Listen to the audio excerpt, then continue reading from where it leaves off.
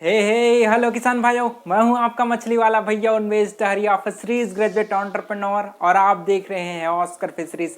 किसान भाइयों, कहते हैं कि चाइना का माल है वो ज़्यादा दिन तक नहीं टिकता, लेकिन चाइना से एक मछली है वो हमारे इंडिया में आई थी जिसका नाम है ग्रास कार्प। वैसे चाइना से हमारी कॉमन कार्प मछली भी आई थी, लेकिन ग्रास कार्प है दोस्तों वो आजकल बहुत ज़्यादा फेमस हो रहा है, क्योंकि ये अपने 8 से 10 महीनों में ही दोस्तों 1.5 से 2 किलो साइज तक ये पहुंच जाती है। मैंने खुद अपने तालाब से दोस्तों 6 महीनों में ही 2 किलो साइज का जो ग्रास कार्प है उसका हार्वेस्टिंग किया है ना। उसका फोटो आपको दिख गया होगा। तो इसके बारे में मुझे अच्छे से नॉलेज है और ये नॉलेज मैं आपके साथ भी आज शेयर करने वाला हूँ। किसान भाइयों, ग्रास कार्प है वो नाम से पता चल रहा है कि वो हर्बीवोरस शाकाहारी मछली है।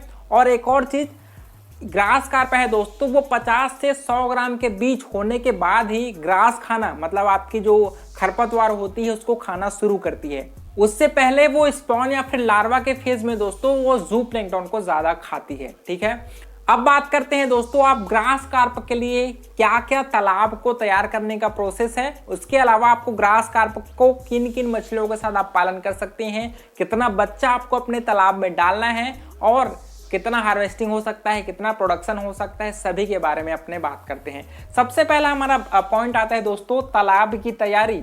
आपको ग्रास कार्प के पालन के लिए मिनिमम आप 1.5 से 1 एकड़ के बीच में अगर आपका तालाब है तो आप ग्रास कार्प का पालन है वो आसानी से कर सकते हैं। उसके अलावा दोस्तों जब भी आप तालाब की अपने तैयारी करते हैं, क्योंकि ग्रास कार्प है वो शाकाहारी मछली है, इस वजह से हम लोग अपने तालाब में दोस्तों रेगुलर फर्टिलाइजर का उपयोग, चाहे वो गोबर हो चाहे पोल्ट्री का खाद हो, है ना, ऑर्गेनिक और इनऑर्गेनिक जो फर्टिलाइजर है उसको रेगुलर इंटरवल पर हम अपने तालाब में डालते रहते हैं। तो आपको अपने 1 एकड़ के तालाब में आप 1 टन गोबर, उसके साथ आप सिंगल सुपर फास्फेट यूरिया को भी आप 10-10 किलो आप मिक्स करके अपने तालाब में छिड़काई कराइए। और उससे पहले आपको पर एकड़ के हिसाब से 1 किलो चूना का अपने तालाब में छिड़काई कराना है।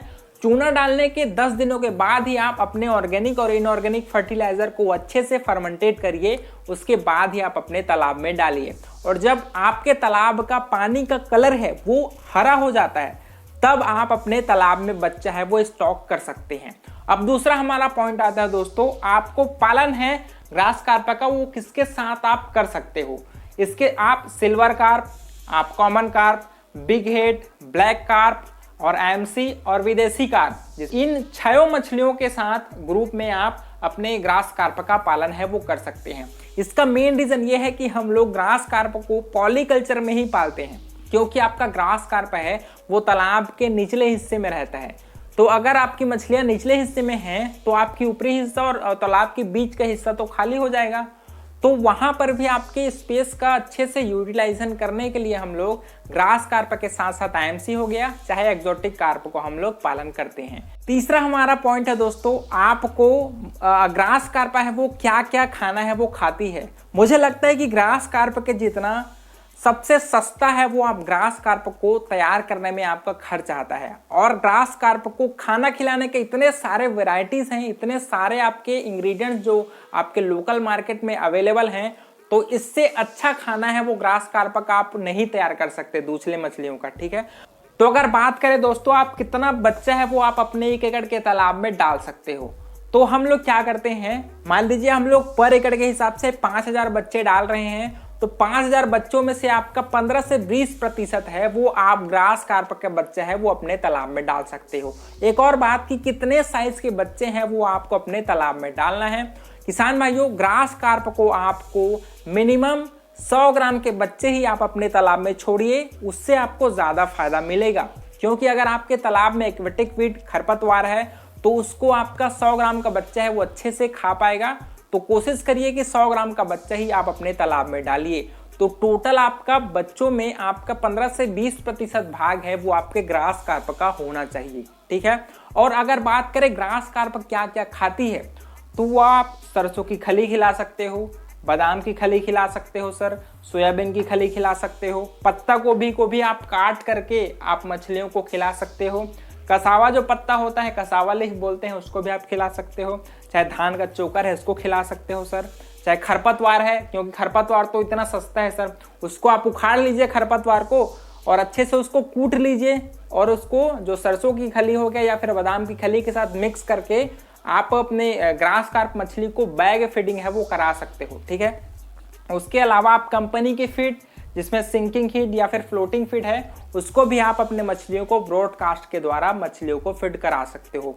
कोशिश करिए कि कंपनी वाला फीड अगर खिला रहे हो तो आप सिंकिंग फीड को ज़्यादा प्रायोरिटी दीजिए, उसको आप बैग फीडिंग करा दीजिए या फिर आप ब्रॉडकास्टिंग के द्वारा भी अपने ग्रास कार्प मछलियों को आप फीडिंग करा सकते हैं। आपने बकबक बहुत कर लिया, अब ये बताइए कि कितने आप ग्रास कार्प का प्रोडक्शन ले सकते हो। ये बहुत वैलिड क्वेश्चन है, आपके दिल में जरूर आया होगा। ग्रास कार्प का दोस्तों अगर चाइना में बात करें, चाइना में लोग पर हेक्टेयर में दोस्तों 10 टन तक ग्रास कार्प मछली का प्रोडक्शन लेते हैं। लेकिन बात करें हमारे इंडिया में तो आप मिनिमम 3 टन पर एकड़ के आप जमीन पर अपने ग्रास कार्प का प्रोडक्शन ले सकते हो। और अगर बात करें दोस्तों बढ़वार की तो ये ग्रास कार्प है वो आपकी 8 से 10 महीनों में ही दोस्तों 2 किलो साइज तक है वो पहुंच जाती है। मतलब ग्रोथ का इसमें बहुत ज़्यादा संभावना है। अगर आपने अच्छे से अपने ग्रास कार्प मछलियों को फीड कराया तो मछलियों को ग्रोथ होने से कोई भी नहीं रोक सकता। वाटर पैरामीटर्स का ज़्यादा चिंता मत करिए, बस आप अपने तालाब को थोड़ा सा ग्रीन रखिए और अपने डीओ के लेवल को अच्छे से मेंटेन रखिए। ज़्यादा इसका ग्रास कार्प का झंझट नहीं है पालन में, बहुत बढ़िया मछली है, बहुत बढ़िया से ग्रोथ करती है। तो किसान भाइयों ये रहा आज का वीडियो। अगर वीडियो आपको थोड़ा सा भी इंफॉर्मेटिव लगा हो तो वीडियो को लाइक ज़रूर करिए और अगर ऑस्कर फिशरीज पर आप नए हैं तो चैनल को सब्सक्राइब जरूर करिए, क्योंकि आपका मछली वाला भैया आपके लिए बहुत बढ़िया वीडियो है वो लगातार लाते रहता है।